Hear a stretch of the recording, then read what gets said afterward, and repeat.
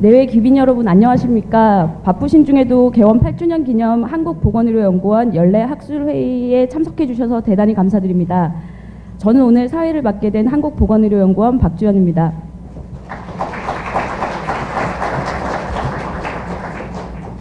오늘 열리게 되는 연례 학술회의는 환자 중심 근거 기반 보건의료의 미래 전략을 주제로 1부, 2부, 3부로 나누어 진행됩니다. 1부에서는 보건의료에서의 신뢰와 소통을 주제로 보건의료 체계의 발전 전략을 살펴볼 예정이며 2부에서는 환자 중심 의료 구현을 위한 의료기술 평가의 역할과 과제를 도출하고 3부에서는 환자 중심 의료 구현을 위한 빅데이터 플랫폼이라는 주제로 빅데이터 활용 방안 및 도전 과제를 공유할 예정입니다. 그럼 지금부터 한국보건의료연구원 2017년 연례 학술회의를 시작하겠습니다. 그럼 지금부터 일부 행사를 시작하도록 하겠습니다. 일부 행사 좌장을 맡으신 울산대학교 의과대학 영상의학교실 임태환 교수님을 소개드립니다. 임태환 교수님은 서울대학교에서 영상의학 박사학위를 취득하시고 대한의학회 학술진흥이사 및 재무이사, 국제의료기술평가학회 학술위원회 공동위원장, 대한영상의학회 회장, 한국보건의료연구원 3대 원장을 역임하셨으며 현재 대한민국 의학한림원 부회장으로 활동하고 계십니다. 교수님께 많은 박수 부탁드립니다.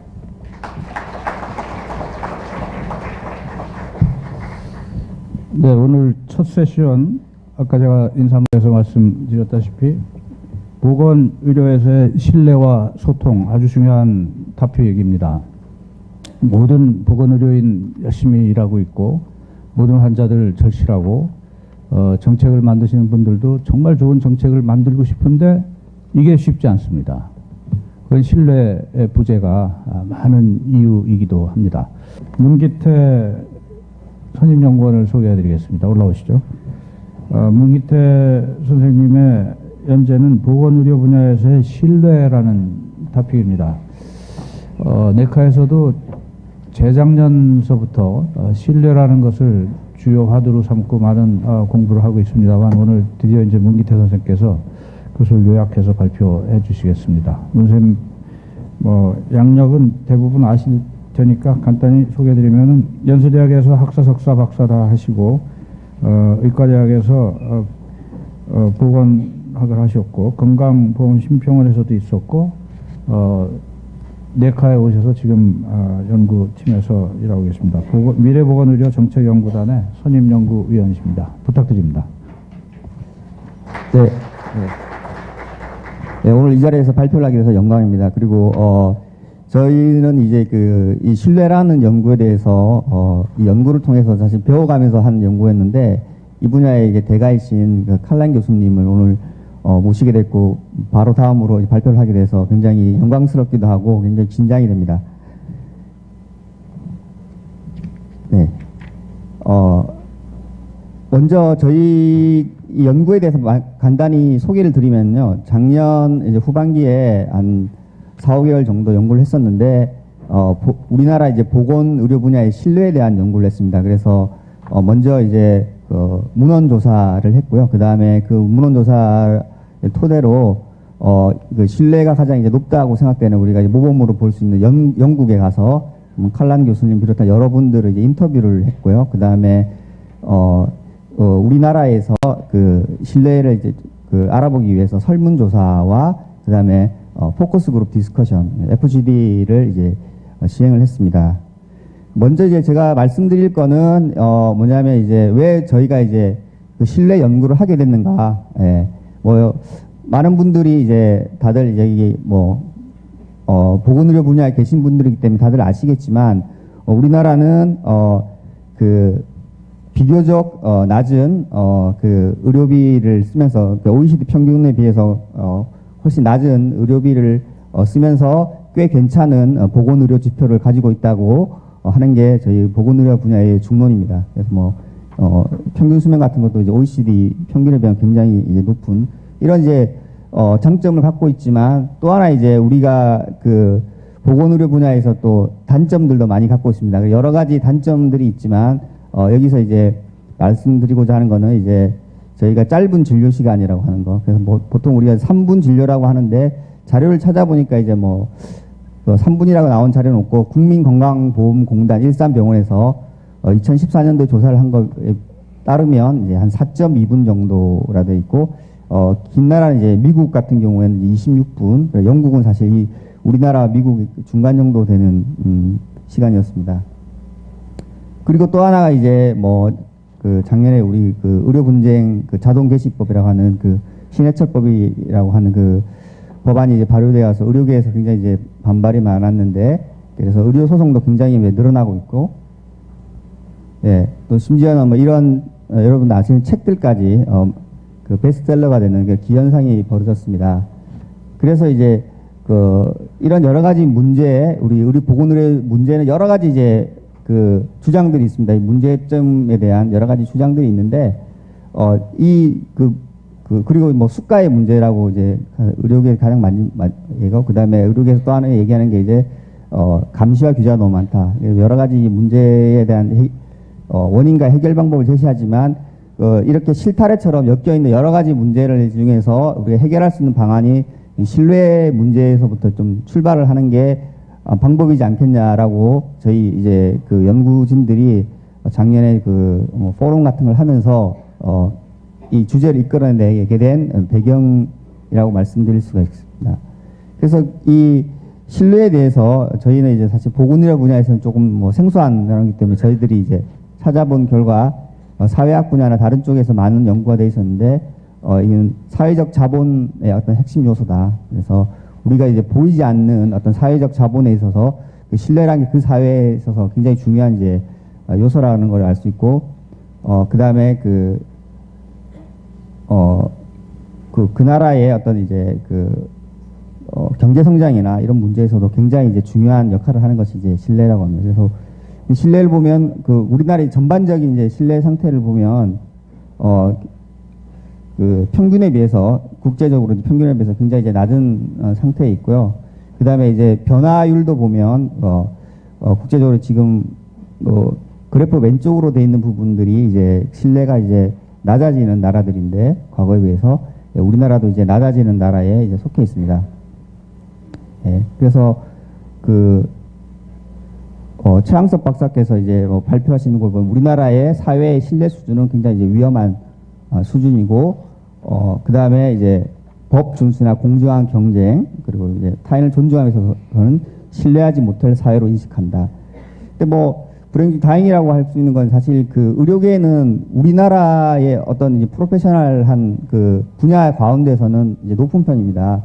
그래서 이게 뒤에도 제가 말씀드리겠지만, 우리나라의 의료의 이제 신뢰가 이제 낮은 부분은 이제 사실 전반 우리 그 의료계의 문제라기보다는 사실 사회 전반적인 신뢰가 이제 낮다는 데서 사실 기인을 하는 부분이 있는데요.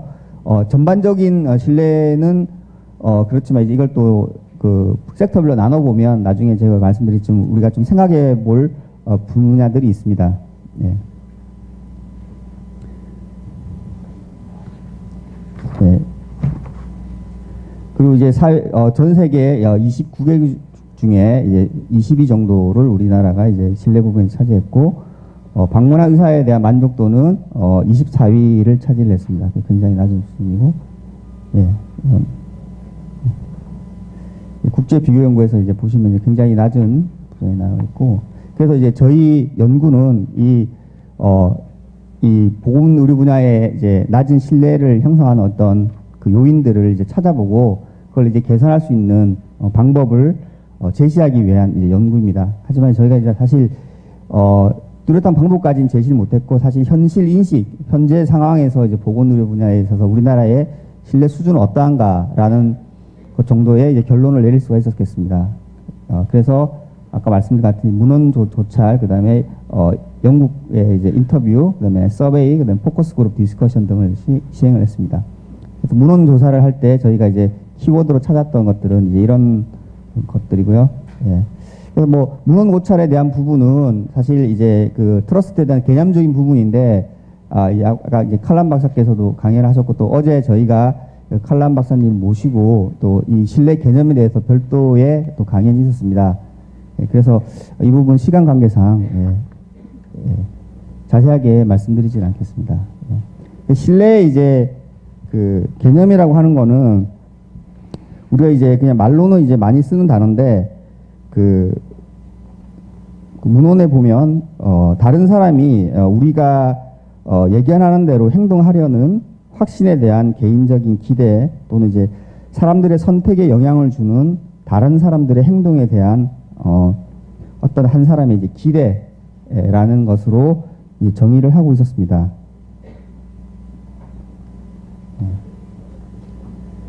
그래서 이제 그리고 이제 한 가지 이제 신뢰를 이제 또 우리가 이제 그 연구를 하다 보면 이제 신뢰를 여러 가지 이제 그 세부적인 이제 분야로 이제 쪼개서 볼 수가 있는데 뭐 여러 가지 더 많은 이제 그 신뢰에 대한 분류가 있을 수 있습니다. 근데 이제 가장 이제 일반적으로 하는 분류는 두 가지로 나눌 수 있는데 처음에 이제 마이크로 레벨에서 인터퍼스널 트러스트, 개인 간의 이제 신뢰에 대한 걸 물어보는 거고, 그다음에 두 번째는 이제 그 시스템에 대한 신뢰, 그 사람이 그 일을 하고 있는 프로페셔널이 일을 하고 있는 그 분야에 대한 신뢰입니다. 근데 이제 우리나라에서는 이제 뭐 FGD를 해보고 할 경우에 나타나는 결과가 이제 보통 이제 의사를 신뢰하십니까라고 물어볼 때 그 대부분의 일반 국민들은 그 의사에 대한 신뢰라는 것을 이제 의사 어떤 개인적인 정직성이나 이제 도덕성에 대한 신뢰로 보지 않고 의사에 대한 신뢰를 물어보면 어떤 의료 분야에 대한 또는 그 의사가 속한 그 병원에 대한 신뢰로 인식을 하는 경우가 많았습니다. 그래서 나중에 결과에서도 보면 약간 그런 경향을 볼 수가 있었는데, 그래서 우리가 이제 그 트러스트에 대해서 이제 신뢰에 대해서 연구를 하거나 내용을 볼 때 그 개인에 대한 신뢰인지 아니면 조직이나 제도에 대한 신뢰인지를 좀 구분해 볼 필요가 있겠다고 생각이 되었습니다. 예. 그래서 그리고 이제 트러스트하고 이제 비슷한 용어로 이제 만족도라는 게 있습니다. 그래서 우리가 이제 신뢰 조사는 보건의료부는 잘 안 하는데 이제 만족도에 대한 조사는 이제 많이 하는 편입니다. 그래서 만족도라는 개념은 과거에 자기가 경험한 어떤 이벤트에 대한 그 평가를 만족도라고 하고, 트러스트는 이거보다 좀 더 미래지향적인 거예요. 과거의 만족도를 포함해서 앞으로 자기가 이제 받게 될 어떤 서비스에 대한 기대까지를 포함하는 개념이라고 할 수 있겠습니다. 예. 그리고 이제 컴피턴스는 상대 이제 능력, 의사로 치면 이제 의료 기술이 얼마나 있느냐고, 인텐션 트러스트는 그 사람이 어떤 의도를 가지고 자기한테 이제 치료를 하느냐. 그래서 결과가 이제 나쁠 수 있지만 처음에 어떤 의도를 가지고, 좋은 의도를 가지고 자기를 치료를 했느냐, 아니면 처음부터 좋지 않은 의도를 가지고 치료를 했느냐에 대한 그런 거에 대한 믿음, 인텐션 트러스트라고. 뭐 블라인드 트러스트하고 컨디셔널 트러스트는, 블라인드 트러스트는 맹목적인 트러스트, 그다음 컨디셔널 트러스트는 어떤 조건부로 이 사람이 나를 갖다가 어떤 행동을 해줄 때만 내가 이제 신뢰를 하겠다라는 조건부 신뢰입니다. 그래서 신뢰에 대한 여러 가지 이 분류는 앞서 발표하신 칼란 박사님께서 논문에서 말씀하신 내용입니다.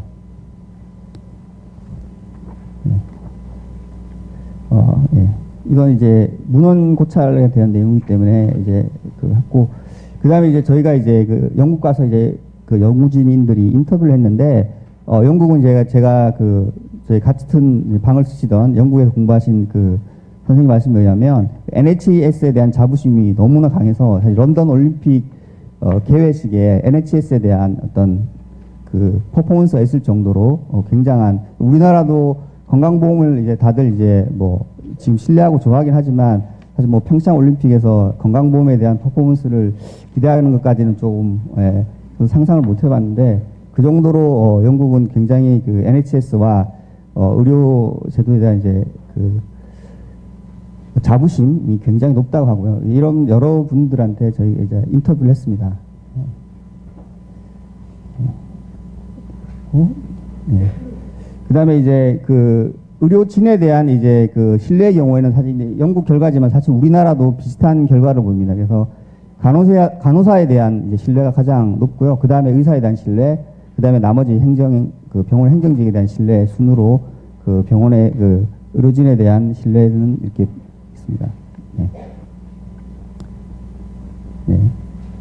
그리고 이제 저희 연구 결과에 대한 말씀을 드리겠습니다. 그래서 뭐 저희가 한 그 설문조사는 1000명 정도 했었는데 다음 발표하는 그 건강정보 이해력 리터러시에 대한 그 설문조사와 이제 같이 이제 시행을 했고요. 그래서 이제 그 결과를 설문조사 결과를 보시면 맨 마지막에 있는 이제 6번 이제 보건의료제도에 대한 신뢰입니다. 그래서 그 우리나라 보건의료제도에 대해서 얼마나 신뢰를 하느냐, 그 다음에 첫 번째는 이제 전반적으로 의사를 얼마나 신뢰하느냐를 물었고, 그 다음에 두 번째는 치료를 할 때 환자랑 많이 상의를 해서 결정하느냐, 그 다음에 의사의 어떤 이제 실력, 테크니컬한 어떤 부분은 어떻냐, 그 다음에 네 번째는 이제 의사가 환자를 진료할 때 자신의 수입보다 환자를 더 생각하는 것 같으냐라고 물어본 거고요. 다섯 번째는 정직성에 대한 부분은 의사가 진료 과정 중에 실수를 했을 경우에 그것을 자기한테 말할 거라고 생각하느냐 이렇게 물어봤는데 예, 치료 역량이나 이제 디스커션 환자 치료의 상위 부분은 비교적 높은 부분이었지만 어떤 이제 그 수입과 관련된 부분, 그 다음에 정직성 부분에 대한 이제 수치는 낮았습니다. 이건 이제 뒤에 나오는 저희 이제 FGD 할 때 이제 그 환자분들의 얘기를 들어보면 이거는 이제 주로 이제 그 개인 병원에 대한 얘기로 개인 병원의 이제 의사들은 자기가 이제 그 사업주의일 수밖에 없는 신분이기 때문에 수익을 생각하지 않을 수익을 꼭 생각할 것이다라고 생각을 하는 부분이었고. 그나마 이제 대학병원의 의사들은 이제 월급을 받는 의사들이기 때문에 이런 거와 좀 무관하지 않을까라고 생각을 하는 거였고요. 그 다음에 정직성 부분은 굉장히 낮았는데 이거는 뭐 대부분 뭐 의사들이 자기의 실수까지 자기한테 말할 거라고는 그렇게 믿는 사람은 많지 않았다라고 선생님 5분 정도에 끝내주시면 되겠습니다. 5분. 예, 알겠습니다. 그래서 그 보시면 이 육각형에서 이제 그 점선으로 표시된 부분이 이제 우리나라의 결과인데요. 다른 나라는 이 육각형이 이제 제대로 된 모양을 이제 어느 정도 갖추고 있는 반면에 특히 이제 아까 말한 정직성 부분이라든지 이해관계를 대변하는 부분 등은 우리나라 쪽에서 많이 이제 안으로 찌그러져 들어간 모습을 보실 수 있습니다. 그래서 외국의 경우에는 이 부분만 특히 낮은 건 아니고 다 전반적으로 이제 비슷한 점수를 보이고 보이는데 우리나라는 좀 이제 달랐다라는 것이고요. 그 다음에 이제 아까 말한 의사의 치료 만족도나 보건의료 만족도는 이제 비교적 이제 높은 부분이었는데 이거나 여러 가지 이제 해석이 있을 수 있겠습니다만 제가 생각에는 이제 사실 그 의사의 만족도라든지 보건의료 제도의 만족도를 좀 이제 혼돈하는 그런 그 일반 국민들이 많기 때문이 아닐까라고 생각됩니다. 예. 그리고 이건 아까 말씀드린 것처럼 이게 그 우리나라 그러니까 국제 비교가 아니고 사실 국내에서만 비교를 하면 의료 부분의 신뢰도는 굉장히 높은 편입니다. 네. 그리고 포커스 그룹 디스커션은 이제 일반인 남자 7명, 그다음에 여자분 7명, 그다음에 이제 그 의사분들 7명을 해서 이제 3번의 포커스 그룹 디스커션을 했고요. 그래서 뭐 대부분 여러 번 말씀 나왔지만 이제 우리나라는 아까 짧은 진료 시간 때문에 의사와 이제 지속적인 관계를 맺기가 어렵고 그 다음에 의사는 그냥 동네 병원 같은 경우는 약을 그냥 처방받기 위한 그냥 그런 이제 시간이지 의사한테 어떤 뭐 구체적인 상담을 받는 걸 별로 아직 기대도조차 못하는 그런 상황이고 의사 같은 경우에는 아까 말씀드린 이제 수가가 너무 낮기 때문에 그런 충분한 시간이 없지만 그래도 그거에 대한 대안으로 미리 이제 그 환자분들이 그 자기가 질문할 것을 미리 좀 정리를 해놨다가 짧은 진료 시간 동안에 이제 그 핵심 질문만 해줬으면 좋겠다. 또는 이제 그 진료 기록부를 작성하는데 컴퓨터 타이핑하는데 너무 시간이 많이 걸릴 때문에 그 부분을 누군가 대신해 줄 수 있는 이제 보조 인력이 있으면 시간을 갖다가 훨씬 더 효율적으로 이용할 수 있겠다. 뭐 이런 의견들이 있었습니다. 예. 그리고 우리나라에 이제 뭐 그 약간 대안적인 그 병원으로 연남동 30분 병원이라는 게 있습니다. 그래서 이 병원은 이제 이름에서 같이 초진 환자를 30분 동안 진료하겠다는 이제 병원인데 일반적인 우리나라 그 병원과는 달리 이제 의료생활협동조합이라고 하는 이제 다른 이제 조직을 갖고 있습니다. 그래서 그 조합원들한테 별도로 이제 돈을 받고 있는 부분도 있고, 그 다음에 이제 그 의사분이 이제 이 30분 진료에 굉장히 이제 애착을 가지고 이제 열심히 노력하시는 이제 여러 가지 부분 때문에 이루어지고 있고 뭐 일반화되기는 좀 어려운 모델이라고 생각이 됩니다. 예. 그래서 이 부분에 이제 이 의사분은 우리나라는 이제 질병에 대해서만 보통 의사들이 관심이 많은데 질병이 아니고 어떤 증상이라든지 환자가 호소하는 어떤 그런 고통에 대해서 좀 더 관심을 가지기를 바란다라는 것이고요. 예.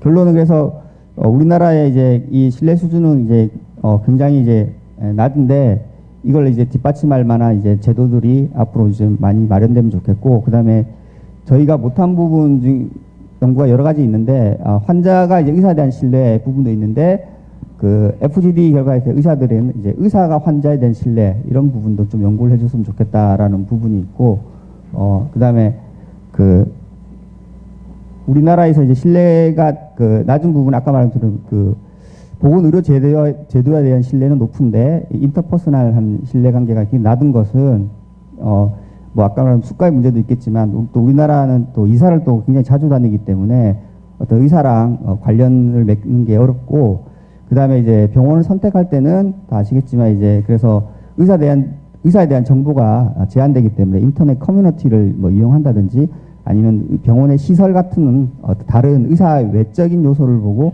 많이 선택하는 경향이 있었습니다. 네. 네. 그래서 앞으로 그 의사와의 환자와의 신뢰관계에 대한 연구라든지 그다음에 의사와 환자의 신뢰관계를 이제 높일 수 있는 그런 이제 정책적인 제도적인 뒷받침이 되었으면 좋겠다는 말로 발표 마치겠습니다. 감사합니다. 네, 문기태 선생님 감사합니다. 이 신뢰라는 단어 정말 중요한 단어고 우리 네카 같은 데서 이것을 이제 화두로 연구와 발표를 시작한 것이 아주 의미 있다고 하겠습니다. 다음 연재로 넘어가겠습니다. 다음은 최문희 선생님께서 발표해 주시겠습니다.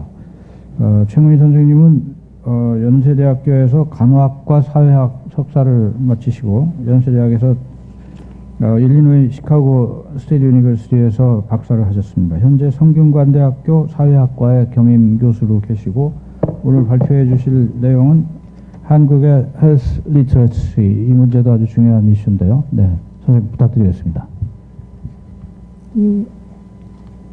여러분 만나뵙게 돼서 되게 반갑고요.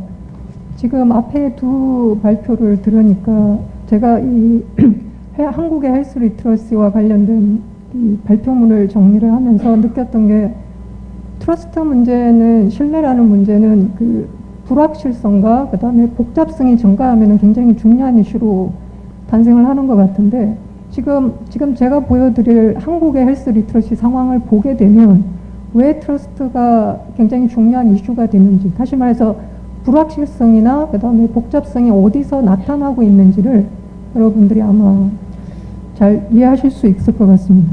자, 처음에 보시면 헬스 리터러시가 왜 갑자기 등장을 했을까?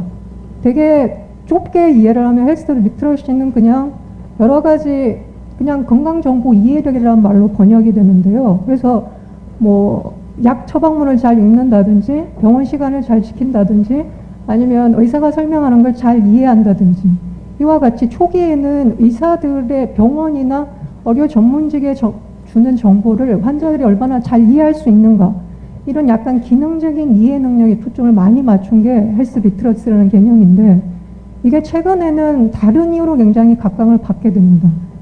헬스 리터러시가 뜨는 가장 중요한 이유는 헬스 리터러시는 개인의 책임을 굉장히 중요하게 생각을 한다는 거죠. 그러면은 개인의 책임을 특별히 더 중요하게 생각하게 하는 변화된 환경은 뭘까? 여기서 보시면 제일 중요한 건 만성질환이나 이런 것들이 굉장히 오랜 기간에 걸쳐서 그 사람들이 겪어야 되는 문제. 그래서 병원에 있는 환자만 헬스 리터러시 문제에 노출되는 게 아니라 거의 모든 사람들이 자기 생애 주기에 걸쳐서 이 헬스 리터러시 문제에 노출된다는 거죠.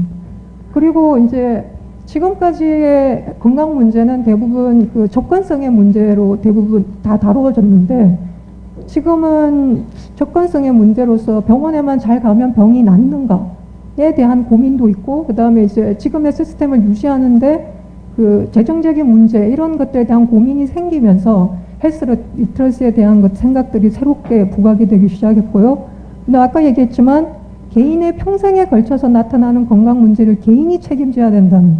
그러니까 개인이 자기한테 일어나는 건강 문제를 가장 잘 알고 그래서 자기의 정보를 의사나 다른 사람한테 얘기하고 필요한 정보를 취합해서 도움을 얻고 그래서 가장 핵심을 이 개인한테 두는 문제. 그래서 헬스 리트러시의 문제는 개인의 부상이나 개인의 책임에 굉장히 초점을 많이 두고 있는 개념인데 이게 지금의 변화된 그 건강 환경에서 되게 중요해졌다는 거죠. 그래서 이제 헬스 리트러시는 굉장히 중요해졌고 되게 그 건강을 이루는 데 있어서 되게 중요한 이슈가 됐습니다. 그래서 실제 우리 퍼블리케이션이나 이런 데를 보게 되면 헬스 리트러시에 대한 관심이 굉장히 많이 증가한 걸 볼 수 있습니다. 자, 근데 우리나라에서는 헬스 리트러시에 대한 접근이 주로 여기서 보시다시피 대부분 그 기능적 헬스 리트러시라 그래서 그 뭐죠? 약간 그 수능 보듯이 테스트 같이 어떤 뭐 약 복용법을 설명해주고 이걸 지금 내가 약을 하루에 몇 번, 얼마를 먹어야 되는가 이런 식의 테스트를 주로 많이 보고 그 다음에 헬스 리트러시를 환자의 문제로만 국한돼서 하는 연구들이 굉장히 많이 이루어지고 있습니다. 그래서 기본 그 깔려있는 전제가 뭐냐면 그 많은 건강정보라는 거는 이미 주어진 거고 사용하려고 주어진 거고 환자나 일반 개인들은 그걸 잘 알고 이해만 하면 된다는 그런 가정이 깔려져 있죠. 그리고 네카가 작년 9월부터 12월 동안 이 헬스 리트러시에 대한 조사를 했거든요. 전 국민 대상으로 헬스 리트러시를 확률 표본에 기반해서 한 조사는 거의 처음이라고 알고 있습니다. 그래서 이런 내셔널 레벨에서 한국에서 헬스 리트러시는 그럼 어느 정도 되는가? 그게 아마 아까 발표한 그 트러스터 문제하고도 연결이 되었을 텐데 거기에 대한 것들을 전반적으로 이제 질문을 하면서 저희는 이제 헬스 리트러시 문제를 보려고 하는데 알다시피 헬스 리트러시라는 개념은 아직 정립된 개념이 따로 없습니다. 그래서 단지 이제 헬스 리트러시라는 개념은 되게 프랙티컬한 측면이나 정책적인 차원에서 그리고 의료 교육을 하는 차원에서 많이 관심을 받았던 부분이기 때문에 좀 그 개념이 어떤 학자의 표현을 빌면 이바우빙하고 있는 진화하는 개념으로 표현을 하고 있거든요. 제가 이제 몇 가지로 정리를 해봤는데 제일 가장 주류를 잇는 접근 방법이 이 방법입니다. 개인의 능력이나 역량을 굉장히 강조하는 접근법인데요. 여기 보시면 초점이 개인의 능력이나 역량, 특히 이제 건강 정보를 다룰 때 개인이 발휘할 수 있는 능력이나, 그러니까 우리가 얘기하는 뭐 독해력이나 문해력이라고 얘기하는 것들이 주로 여기에 해당이 되죠. 실제 미국에서 이걸 측정하기 위해서 굉장히 객관적인 척도들을 많이 만들었고, 우리도 여기 보면 토플라나 이런 거는 되게 익숙하시죠. 그리고 여기서 깔려있는 그 기본 전제는 건강정보라는 거는 사람들한테 주어지는 거고 굉장히 이미 완성된 의미를 갖고 있는 거기 때문에 사람들이 알고 이해하면 되는 거. 그러니까 이제 책임이 개인한테 있는 거죠. 그리고 여기서 트러스트 문제는 의사나 이런 의료 체계의 그 권위나 이런 것들이 굉장히 중요하게 자리를 지켜줘야 된다라고 정의하고 있습니다. 그래서 보통 헬스 인포메이션이 증가하고 있고 그 다음에 환자들의 목소리가 커지면 이 의사들에 대한 트러스트가 낮아질 거라고 생각을 하는데 중요한 건 우리가 어떤 전제를 갖고 있느냐에 따라서 달라지는 거기 때문에 일방적으로 얘기하기는 어렵다는 거죠. 자, 두 번째는 똑같이 개인의 초점을 맞추지만 개인이 뭔가를 할 수 있는 능력에 굉장히 강조를 많이 하는 입장입니다. 그래서 Individual Empowerment Approach라는 이름을 붙여봤는데요. 이건 주로 유럽에서 되게 능동적이고 자율적이고 이성적인 개인을 이제 설정을 하고 그 개인이 자기한테 필요한 정보를 어떻게 찾고 이해하고 평가하고 실제 활용하는가, 여기에 초점을 맞춘 헬스 리트러시 개념입니다. 그래서 보시면 여기에서 건강정보라는 거는 주어지거나 고정된 의미를 갖고 있는 게 아니라 개인의 동기나 아니면 개인의 컴피턴스에 따라서 굉장히 변한다는 거죠. 그리고 이거는 헬스 인포메이션을 한번 처음에 딱 받으면 끝나는 게 아니라 여러 가지 프로세스를 거친다는 겁니다.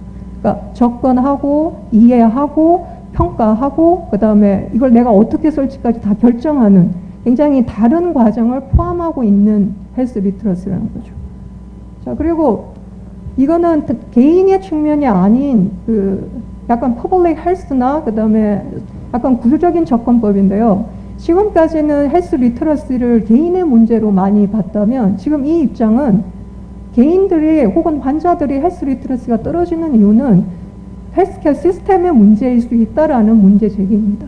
그래서 퍼블릭 헬스에서 그리고 퍼블릭 헬스케어 시스템에서 어떻게 더 접근 가능하고 믿을만하고 그다음에 실천 가능한 정보를 제공할 수 있느냐, 거기에 따라서 헬스 리터러시의 당락이 결정된다고 보는 거죠. 그래서 실제 이거 미국에서 많이 미국 같은 경우는 헬스 리터러시의 개인의 능력을 측정하는 것과 다른 한편으로 그런 건강 관련 조직들이나 보험회사를 포함해서 그리고 저기 헬스 프로페션들이 뭘 할 수 있는가, 환자들을 위해서 뭘 할 수 있는가를 훨씬 거기에 비중을 많이 두고 있는 흐름이 나타나고 있습니다. 근데 재밌는 건 여기에서의 건강 정보는 약간 대중들은 무지하거나 잘 알고 있지 못하라는 전제를 기본적으로 깔고 있습니다.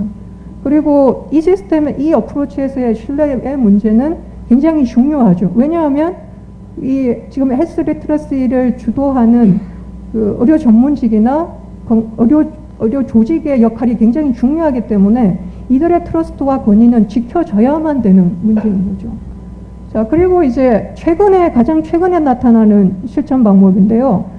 이거는 개인도 아니고 퍼블릭이나 구조적인 것도 아닌 실제 헬스 리터러시는 어디에서 나타나는가? 개인들이 이 소셜 인터랙션에서 일어난다라고 얘기를 하는 건데, 여기서는 보면 그 헬스 리터러시라는 건강 정보 이해력은 추상적으로 내가 갖고 있는 능력이 아니라 내가 어떤 컨텍스트에서 어떤 세팅에서 이걸 어떻게 쓰는지에 따라서 달라지는 능력이라는 거죠. 그래서 WHO의 데피니션을 보면 이 Cognitive and Social Skill이라는 표현이 들어가 있는데, 여기서 보시면 헬스 리터러시 문제가 단순히 개인의 역량이나 아니면 단순히 구조적인 문제가 아니라 그 사회 관계에서 어떻게 헬스 리터러시가 해석이 되고 이해되는지가 훨씬 더 중요하다고 보는 입장입니다. 그래서 여기서의 건강 정보는 그 맥락과 굉장히 연결되어 있는 거고, 일반적인 건강 지식이라는 건, 건강 정보라는 건 없다는 거죠. 그리고 여기서 보시면 이제 여기서 트러스트는 사회 경제적인 뭐 이런 변화들을 전반적으로 다 반영하고 있는 트러스트를 보실 수 있게 됩니다. 자, 그래서 이게 이제 최근에 소셜 인터랙션 차원에서 헬스 리터러시를 고민해야 된다라는 얘기를 하면서, 왼쪽에 보시면 이제 그 인디비주얼 어빌리티를 굉장히 강조하는 거, 그리고 오른쪽은 헬스케어 시스템. 둘이 바뀌었습니다. 근데 문제는 이 중간에서 이들이 만나서 이루어지는 헬스 리터러시에 대한 연구가 없다는 걸 지적하고 있는 모양입니다. 자, 그래서 저희는 작년 9월부터 12월까지 한국의 헬스 리터러시에 대한 되게 이제 객관적인 수치를 한번 측정해 보려는 연구를 시작하게 됐고요. 그리고 이제 중요한 건 헬스 리터러시 연구를 하는 가장 중요한 이유는 아까 얘기했지만 변화되는 의료 환경에서, 건강 환경에서 헬스 리터러시가 헬스랑 건강이라는 걸 이루는 문제와 밀접하게 연관이 있느냐 없느냐, 리터러시 자체가 중요한 게 아니라 리터러시가 건강을 이루는데 어떤 상관성이 있는지, 그거에 대한 팩트들을 밝혀보려고 하는 약간 탐색적인 연구를 시작하려고 했고요. 그래서 주로 이제 내셔널 레벨에서 서베이를 했었고, 여기에 이제 추가적으로 그런 건강 정보가 어떻게 프로세싱 되고 사람들이 건강 정보를 실제 아까 얘기했죠, 컨텍스트에 들어갔을 때는 헬스 리터러시가 어떻게 나타나는가를 알아보기 위해서 포커스 그룹 인터뷰를 같이 진행을 했습니다. 그래서 서베이에서는 유럽에서 이제 발전시킨 아까 그 인디비주얼 임파워먼트 어프로치에서 많이 강조했던 굉장히 능동적이고 이성적인 개인이 그 정보를 접근하고 정보를 이해하고 평가하고 활용하는 이 과정에 다 관여하는 개인의 능력을 측정하는 그 도구를 유럽에서 발전을 시켰는데요. 그 모델을 가져다가 저희들이 썼고, 그 다음에 거기에 추가적으로 이제 우리나라에서는 건강 정보의 소스들이 굉장히 다양해지기 시작했기 때문에 그거에 대한 정보, 그리고 헬스 인포메이션을 어디에서 주로 얻는지, 그리고 이제 헬스 인포메이션에 대한 트러스트 같은 것도 동시에 같이 측정을 했습니다. 자, 그리고 이제 동시에 포커스 그룹 인터뷰를 같이 실시를 했는데요. 헬스 니드가, 건강 요구가 되게 구별적이 되는 세 집단을 선정을 했습니다. 보시면 이제 헬스 코디네이터라고 얘기를 명명을 했는데 가족 내에서 가족의 건강을 책임지는 사람, 그 사람이 헬스 인포메이션을 뭐라고 생각하고 어떻게 헬스 리트러시를 활용하는지. 그리고 두 번째는 이제 임신 중이거나 막 그러니까 출산을 한 여성, 그 그룹에서의 이제 이 그룹도 헬스 니드가 굉장히 독특하다고 생각을 해서 선정을 했고요. 그 다음에 이제 가장 우리가 보편적으로 생각할 수 있는 만성 질환을 가지고 있는 환자들이 어떻게 헬스 리트러시를 활용하는지. 그래서 여기서 이제 포커스 그룹 인터뷰에서는 사람들이 헬스 니드를 뭐라고 정의하고 그리고 자기들한테 그 액세스블한 그 헬스 인포메이션을 어떻게 활용해서 자기 건강 문제를 활용하는지 해결하는지 예까지를 같이 물어보는 포커스 그룹 인터뷰를 실시를 했습니다. 자, 그래서 서베이 결과를 보여드리면 건강 정보를 찾는 가장 대표적인 매체는 여기 보시면 TV가 제일 많고요. TV나 인터넷이 거의 비슷한 그 비율을 보이고 있고, 그 다음에 친구나 동료에게서 찾는 것도 비율이 높게 나타났습니다. 자, 그리고 헬스 인포메이션에 대한 그 트러스트를 보면 프라이빗하고 되게 친밀한 관계에서 오는 그 헬스 인포메이션보다 퍼블릭하고 엑스퍼트 소스를 훨씬 더 많이 트러스트하는, 아까 앞에서 발표했을 때 왜 우리가 트러스트 일반에 대해서 질문하면 한국 사람들은 굉장히 높다라고 평가를 하는 것과 동일한 결과인 것 같습니다. 자, 그리고 헬스 인포메이션을 왜 찾아보는가? 그러니까 그 헬스 리트러시의 굉장히 중요한 부분을 생각하는 게 저 헬스 인포메이션이라는 건데, 어떤 동기를 가지고 저걸 찾느냐를 보면 여기서 보시면 주로 자기나 그 다음에 가족들의 헬스 프로모션을 위해서 찾아본다고 되어 있습니다. 그러니까 나중에 보시면 지금 우리가 건강이라는 걸 헬스 프로모션과 그다음 디지즈 프리벤션 그리고 헬스케어 세 가지로 나눠서 보는데, 우리나라의 헬스 리트러시는 헬스 프로모션과 디지즈 프리벤션, 질병 예방과 건강 정진 쪽에 굉장히 파워풀한 역할을 하고 있는 걸 알 수 있습니다. 자, 이제 그 사회 인구학적인 변수별로 헬스 리트러시를 보면, 자, 30대 헬스 리트러시가 굉장히 30, 40대에 높게 나타나고 60대에 굉장히 낮습니다. 그리고 여기 보면, 그리고 헬스 리트러시는 우리가 알고 있는 사회 인구학적 변수 있죠. 소득, 학력, 그리고 주관적 건강 상태 모두에 의해서 영향을 받고 있습니다. 그래서 헬스 리트러시에 따른 건강이 아마 앞으로는 새롭게 떠오르는 건강 불평등의 소스가 되지 않을까라는 예측을 해보고요. 자, 우리나라의 헬스 리트러시를 보시면 전반적으로 이게 한국의 헬스 리트러시인데, 여기서 보시면 헬스 리트러시가 높은 그룹은 그 아까 했던 질병 예방에 초점을 많이 맞추고, 헬스 리트러시가 낮은 집단은 그 의료를 이용하는 헬스 케어 쪽에 훨씬 더 많이 초점이 가 있습니다. 자, 그리고 이건 우리가 이 헬스 리트러시, 한국 헬스 리트러시를 측정했던 이유는 다른 나라와 비교하려는 목적도 굉장히 강했는데요.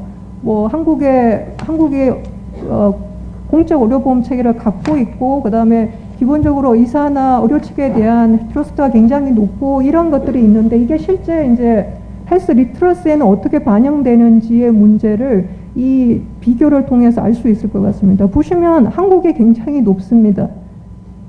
물론 표본 사이즈도 틀리고 조금 다른 것도 있지만, 지금 이 비교는 아까 처음에 유럽에서 개발시킨 측정 도구를 동일하게 사용해서 서로 비교 가능한 수치이거든요. 여기서 보면 한국은 굉장히 헬스 리트러시가 높은 나라, 유럽보다도 높은 나라로 나오고 있습니다. 자, 그리고 건강 수준에 따라서 헬스 리트러시를 보시면, 헬스 리트러시가 낮은 사람들은 가족이나 자기가 많이 아픈 거하고 그러니까 연관성이 있는 걸 알 수 있고요. 자, 그리고 헬스 리트러시가 굉장히 높으면 건강 정진 행동을 할 확률이 굉장히 높게 나타나고요. 자, 그리고 헬스 리트러시가 높을수록 그 외래를 많이 활용할 것 같고, 헬스 리트러시가 낮을수록 그 무자격 헬스케어 서비스를 이용한다든지, 응급 진료를 많이 한다든지, 입원을 많이 한다든지, 이런 그 트렌드 혹은 상관성이 있는 걸 알 수 있습니다. 자, 그 다음에는 제가 이제 포커스 그룹 인터뷰 결과를 소개해 드릴 텐데요. 앞에 발표하신 그 영국 교수님 같이 그렇게 프레임워크하고 이렇게 멋있게 하면 좋은데, 저희는 아직 분석 단계에 있고 재미있는 파인딩을 여러분과 공유하기 위해서 소개해 드릴까 합니다. 세 집단으로 나눠서 포커스 그룹 인터뷰를 했었는데요. 집단마다 포커스를 초점을 두는 헬스 인포메이션은 굉장히 다르게 나타났습니다. 그 헬스 코디네이터라고 하는, 그러니까 주로 이제 전업주부들이 이 역할을 담당을 하는데요.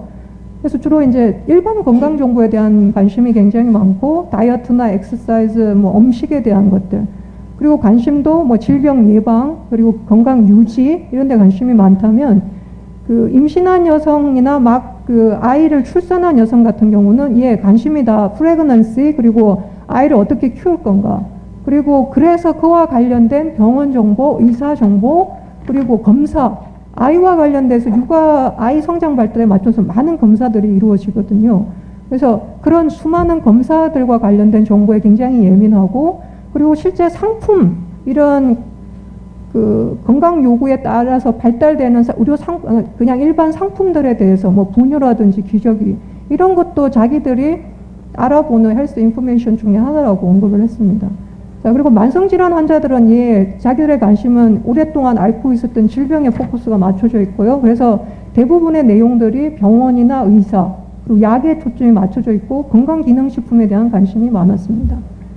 자, 재밌는 건 이 사람들이 아까 그 헬스 리터러시에 가장 최근에 그 등장하는 어프로치 중에 하나가, 헬스 리터러시는 굉장히 그 어떤 맥락에서 이루어지는가가 되게 중요하다고 얘기를 했는데, 헬스 코디네이터 그룹들은 자기들의 헬스 인포메이션이 주로 취급되고 이루어지는 컨텍스트가 가족, 친구, 그리고 우리가 그 네이버후드라고 얘기하는 뭐 마을, 뭐 그런, 그리고 커뮤니티, 이런 데가 컨텍스트가 되고, 그 다음에 두 번째, 임신하고 있는, 임신 출산한 여성애 같은 경우는 굉장히 다양한 컨텍스트를 보여주는데, 기본적으로 가족하고 친구가 들어와 있고, 그 다음에 직장 동료, 그리고 이 그룹한테는 온라인 커뮤니티가 굉장히 중요하게 나타났습니다.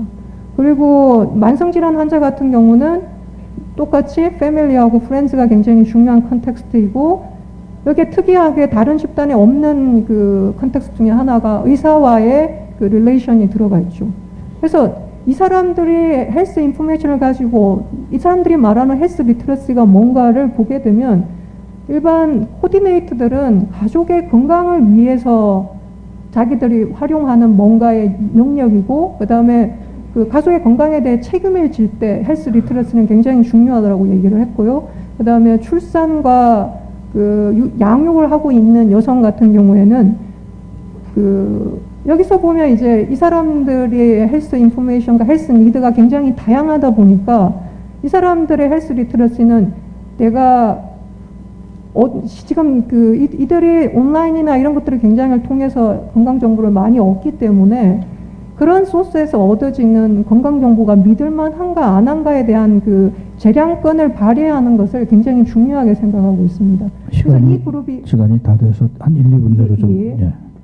그래서 보시면 의사가 내 편에 있는가 없는가, 그리고 많은 선택을 해야 되는데 분유부터 시작해서 검사까지, 그래서 그 선택을 자기들이 책임을 져야 되기 때문에 헬스 리터러시가 되게 중요하다고 생각을 하고 있고요.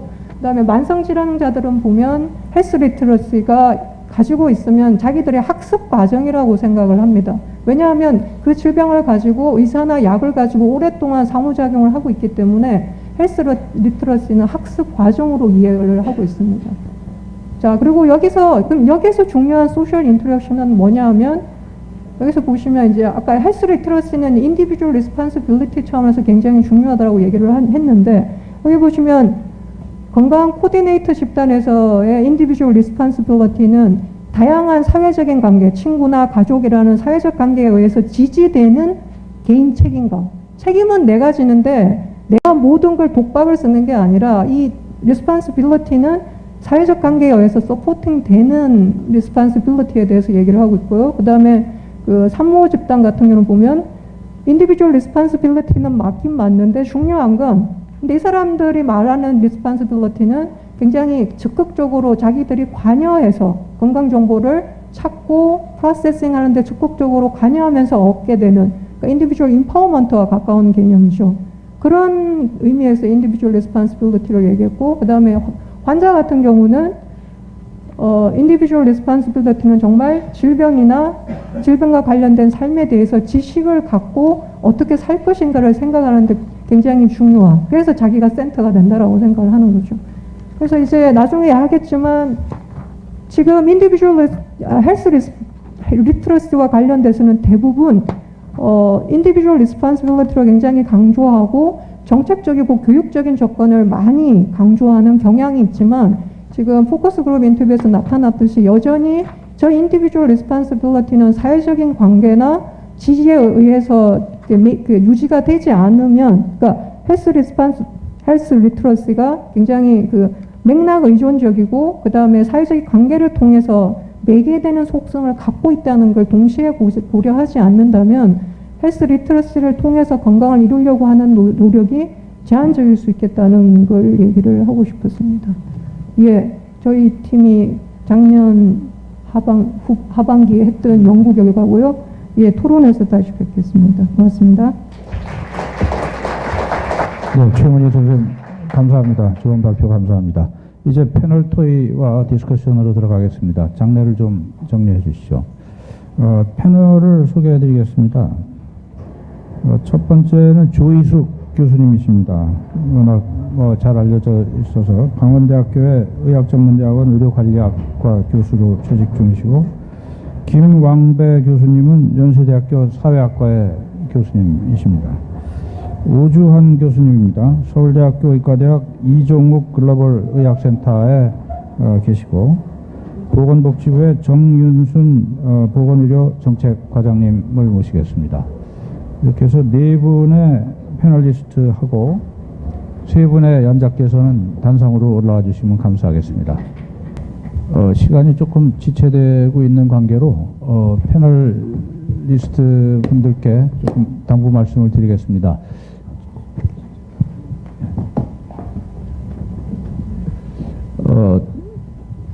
원래는 5분씩 2턴 이렇게 생각을 했었는데 플로어에서도 퀘션이 많이 있을 것 같고, 우선은 첫 번째 질문을 키워드 중심으로 코멘트도 그렇고요. 한 3분씩 하시는 게 좋을 것 같습니다. 그렇게 해서 여러분들께 많은 기회를 드리는 게 좋을 것 같고요. 그래서 우선은 순서대로 앞으로 한 가지 말씀드리겠습니다. 오주환 교수께서 사정이 있으셔서 못 오시고, 오늘은 이상무 전 내과의 선임연구원께서 턴을 해주셨습니다. 조이숙 교수님께서 우선 말씀을 해주시죠. 질문도 좋고 코멘트도 좋습니다. 3분입니다. 네, 안녕하세요. 강원대 의료관리학교실의 조이숙입니다. 저는 3분이 지나야 말문이 좀 트이기 시작하는데 3분 안에 다 해결해야 되는 중요한 미션을 주셨습니다. 일단 저는 신뢰 소통에 대한 주제를 다루는 부분이 이제 내과 연례 회의에서 있다는 거 굉장히 경이롭고 반갑고 감사드리고요. 근데 한편으로는 이제 신뢰와 소통이라는 주제가 너무나 심오하면서도 좀 어찌 보면 추상적으로 갈 수 있는 부분이라서 저는 좀 논의를 좀 좁혀가고 싶습니다. 왜냐하면 이제 소통을 잘하면 그럼 신뢰가 높아지고, 신뢰가 좋아지면 우리가 직면한 의료 현장의 문제들이 해결될 것인가, 그렇다라는 이제 전제로 이야기들이 이제 오늘 논의가 됐는데, 사실은 이제 신뢰는 저는 하나의 중간 결과물 내지는 하나의 지표라는 것이죠. 그래서 오히려 신뢰라는 부분들이 우리의 여러 가지 정책이나 아니면 의사 환자가 갖고 있는 행동, 인식, 그리고 이제 저는 신뢰 플러스 국민의 심리가 또 이제 중요합니다. 그래서 건강에 대한 심리. 사실 이제 그런 부분들이 다 이렇게 뭉쳐져서 나타나는 부분들이 이제 저는 신뢰라고 생각을 합니다. 그래서 이제 문제 본질을 신뢰에서 풀기보다는 신뢰를 높이기 위한 그럼 어떤 정책들이 필요한지, 아까 이제 문기태 팀장님께서 정책적 연구가 필요하다고 말씀하셨는데요. 아마 더 많은 이제 연구가 되겠지만 저는 이제 한 3가지 정도 주제를 좀 부탁을 드립니다. 하나는 진료비 보상제도의 개혁 부분이고요. 이 부분은 이제 의사를 좀 더 변화시키기 위한 정책. 그리고 이제 두 번째가 환자에 대한 의사의 교육 측면. 그리고 세 번째는 그럼 어떤 건강 정보를 줄 것인가. 이를 통해서 어떻게 아까 말씀하셨던 인파워먼트를 향상시킬 수 있는가에 대한 주제입니다. 왜냐하면 지금 현재는 이제 신뢰가 낮다. 그런데 정부는 의사 탓하고, 의사는 습관 문제 얘기하고, 그리고 이제 환자는 또 아이러니한 게 의사를 믿지 않는다고는 하는데 또 열심히 의사를 찾아다닙니다. 그래서 제도적인 측면 먼저 간략하게 말씀을 드리면, 일단 이제 수가 하지만 그러면 그 수가가 해결되면은 이러한 소통과 그 책무를 더 향상시킬 수 있는 진료 형태가 바뀔 수 있는가? 저는 조금 다른 문제라고 생각을 합니다. 그러니까 3분 진료를 30분으로 그럼 가능하게 하는 진료 현장이 되었을 때 그럼 30분 동안에는 무슨 말을 어떻게 할 것이며 또 어떠한 그 소통으로 어떻게 환자 중심적인 진료가 가능할 것인가 하는 부분이죠. 그래서 저는 이제 수가도 물론 현실화되고 필요해야 되지만 그러한 이제 제도와 함께 가야 되는 부분은 그 의사의 책무성이라는 부분입니다. 지금은 환자가 아파야 사실은 수익이 되는 구조죠. 굳이 당뇨병, 그 고혈압에 대한 합병증 검사를 열심히 해야 될 이유 없이 또 악화가 되면 그에 따른 진단도 하고 치료도 할 수 있는 그리고 이제 의사는 의사대로 또 환자는 의사를 또 찾아다니고 마음대로 할 수 있는 그런 현상들이죠. 그래서 좀 더 우리가 밸류 베이스라는 말을 많이 쓰긴 하는데요. 좀 더 건강 결과, 건강해져야 그러니까 환자가 건강해져야 의사도 수익이 생길 수 있는 그런 이제 최근에 논의가 되고 있는 책임 의료 또 주치 또 인두제 여러 가지 같은 맥락이긴 합니다만 그런 부분들이 이제 결국 우리 현실에 맞는 부분으로 적용은 돼야 되겠죠. 근데 거기서 가장 중요한 부분은 일단 의사가 함께 책임을 질 수 있는 구조로 가는 부분들이 필요하고요. 두 번째는 아까 문기태 선생님이 말씀하셨는데 그 증상, 그러니까 진단보단 증상에 대해서 좀 더 가야 된다. 그래서 저는 조금 더 다른 의견인데요. 증상이나 그 진단도 하나의 다 결과입니다. 그래서 조금은 환자 중심이 되려면 원인 접근으로 돼야 되고 현대인의 많은 만성질환들의 원인은 결국 삶 속에 있습니다. 삶 속에서 매일 그 살아가기 위해서 그 여러 가지 우리 경제적인 어떤 이윤을 추구하는 개개인들이 그 와중에도 건강을 추구하고 건강을 지켜나갈 수 있는 의사결정 능력에 대한 이제 관심이고 그 부분이 이제 최문희 교수님이 말씀하셨던 어떤 소셜 인터랙션의 어떤 헬스 리터러시와도 맞물리는 부분인데요. 그러니까 그렇게 되기 위해서는 결국 환자의 삶에 대해서 관심을 가져야 되거든요.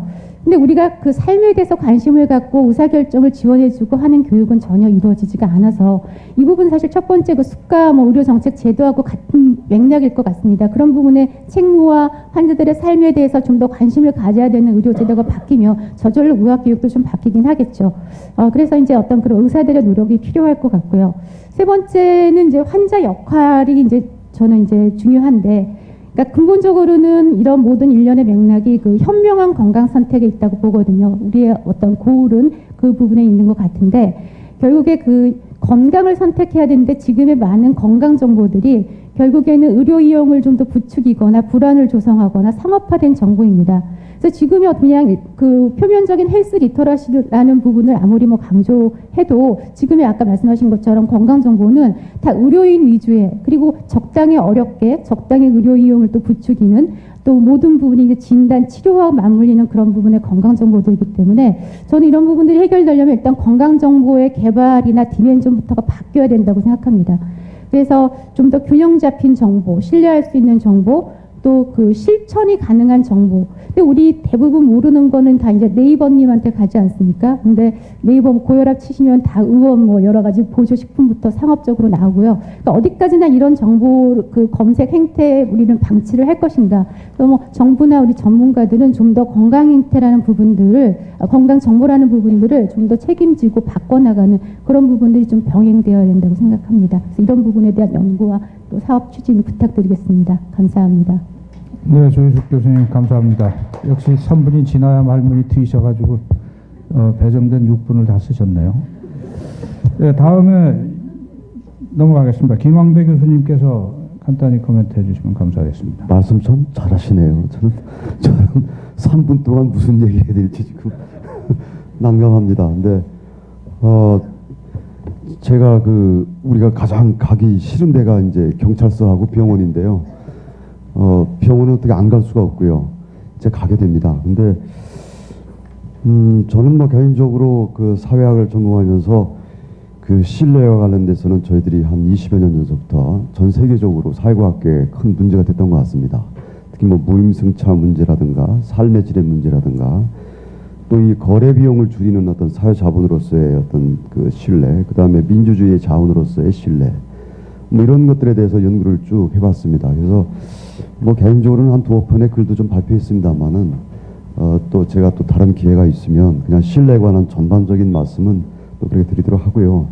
다만 아까 이제 문 선생님 말씀하신 대로 우리 사회가 왜 이렇게 신뢰가 낮느냐, 그러니까 전반적인 사회적 배경에서의 신뢰가 낮으면 그것이 일정 특정한 영역, 예를 들어서 의료 영역이라든지 종교 영역이라든지 대학이라든지 이런 영역의 전반적인 신뢰도도 낮는 것이 낮다라고 보고가 되고 있습니다. 특히 우리 사회에서도 보면 이제 종교에 대한 신뢰도가 더 굉장히 낮죠. 의료도 마찬가지입니다. 대학도 마찬가지고요. 재벌, 기업, 정치 말할 것도 없지요.